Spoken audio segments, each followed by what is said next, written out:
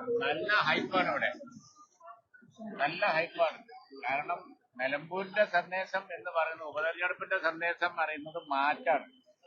ആ മാറ്റം നാട്ടിൽ ഉണ്ടാവണമെങ്കിൽ UDF ജയിക്കണ്ടേ, അല്ലെങ്കിൽ ആദ്യത്തെ സ്ഥിതി തന്നെ ആവൂലേ? അപ്പോ ഈ രാജിയെ തുടർന്ന്, MLA യുടെ രാജിയെ തുടർന്ന് ഇവിടെ ഉപതെരഞ്ഞെടുപ്പ് വന്നിരിക്കുകയാണ്. ഉപതെരഞ്ഞെടുപ്പ് വന്ന സാഹചര്യം വെച്ച് നോക്കുകയാണെന്നുണ്ടെങ്കിൽ മാറ്റം വേണം. മാറ്റം ഉണ്ടാവണം എന്നുണ്ടെങ്കിൽ നീ UDF ജയിക്കണം. ഉപതെരഞ്ഞെടുപ്പിലും അടുത്ത അസംബ്ലി തെരഞ്ഞെടുപ്പിലും UDF ജയിക്കണം. അല്ലെങ്കിൽ എവിടുന്ന മാറ്റം? നിലവിലുള്ള സ്ഥിതിയിൽ ജനങ്ങൾ സംതൃപ്തമാണ് എന്നുണ്ടെങ്കിൽ തുടരാം. പക്ഷേ സംതൃപ്തമല്ലല്ലോ.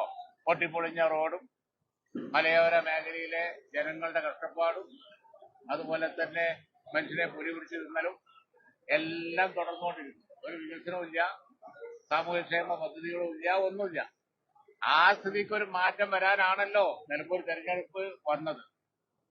അതുകൊണ്ട് തീർച്ചയായും ജനങ്ങൾക്ക് ആ സന്ദേശം കിട്ടിയിട്ടുണ്ട്, മെസ്സേജ് കിട്ടിയിട്ടുണ്ട്.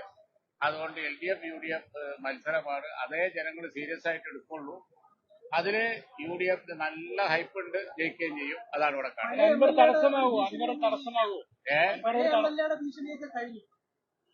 ഞാൻ LDF UDF മത്സരത്തെ കുറിച്ചാണ് പറയുന്നത്. അല്ലാത്ത പല മത്സരങ്ങളും ഇവിടെ ഉണ്ട്, സ്ഥാനാർത്ഥികളുണ്ട്. അതിനെ കുറിച്ചൊന്നും ഡിസ്കസ് ചെയ്യാൻ ഉദ്ദേശിക്കുന്നേ ഇല്ല. സീരിയസ് ആയിട്ടുള്ള മത്സരം എന്ന് പറയുന്നത് ഭരണകക്ഷിയും പ്രതിപക്ഷവും തമ്മിലാണ്. ഞാൻ പറയാനുള്ളത് ഞാൻ പറഞ്ഞു, നിങ്ങൾ പറഞ്ഞു കൊടുത്തോ.